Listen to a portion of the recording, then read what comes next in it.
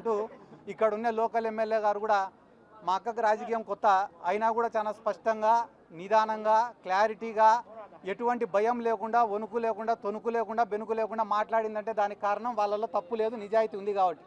అవతల పక్క ఉన్న ఆమె నేను ఇప్పటివరకు వారం రోజులు చూడబట్టి టెన్షన్ తప్ప ఏం లేదు.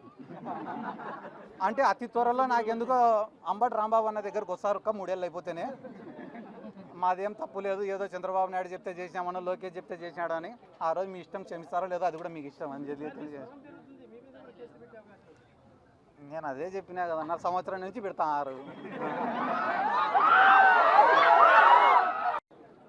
హోమ్ మినిస్టర్ గారు నిన్న అంబటి రాంబాబు గారిని ఎవరు తిట్టినారో సాక్ష్యాలు ఇవ్వండి, వాళ్ళని ఎత్తుకపోయి స్టేషన్లో వేసి సెల్లులో వేసి లాఠీని ఎత్తి వాళ్ళ కొడతామన్నారు.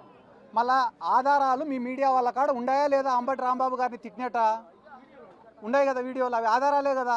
మళ్ళీ ఆధారాలు లేవు అంటున్నారు. అదే రకంగా ఈరోజు రాష్ట్రంలో లా అండ్ ఆర్డర్ లేదు, వాళ్ళు ఏమంటారు? ఆటోమేటిక్గా ఉంది అంటారు. కాబట్టి వాళ్ళు ఎస్ అంటే మీరు ఎస్ అనాలా, నో అంటే లేకుంటే నీ పైన నా పైన కేసు.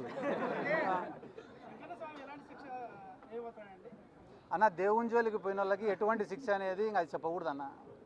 ఎందుకంటే కానీ దేనితోన్నా రాజకీయం చేయొచ్చు కానీ దేవుడితో కానీ భక్తుల మనోభావాలతో కానీ చేయకూడదు. ఈరోజు ఒక వెంకటేశ్వర స్వామి అంటే ఆంధ్ర రాష్ట్ర ప్రజలకో చిత్తూరు జిల్లా ప్రజలకో మాత్రమే సొంతమైనటువంటి స్వామి కాదు కదా.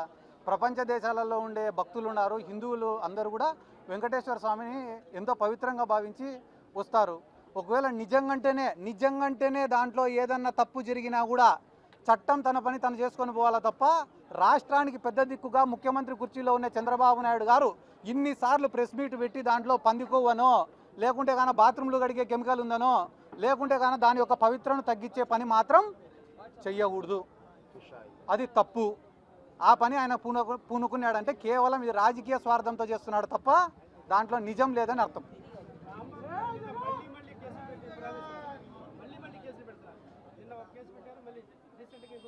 అదే నేను మీకు ఏం చెప్పిన, కేసులు పెట్టడం వల్ల అయ్యో నా పైన కేసులు పెడుతున్నారే అని ఆయన బాధపడితే మనం భయపడాలి. ఆయన కేసులు పెట్టే కొద్దీ నేను వైసీపీ కోసం పోరాడుతున్నా, నాకు ఇంతకన్నా గర్వం ఏముంది అనుకుంటున్నాడు. అంత వైసీపీ పైన అంత పిచ్చి అభిమానంతోనే వాళ్ళ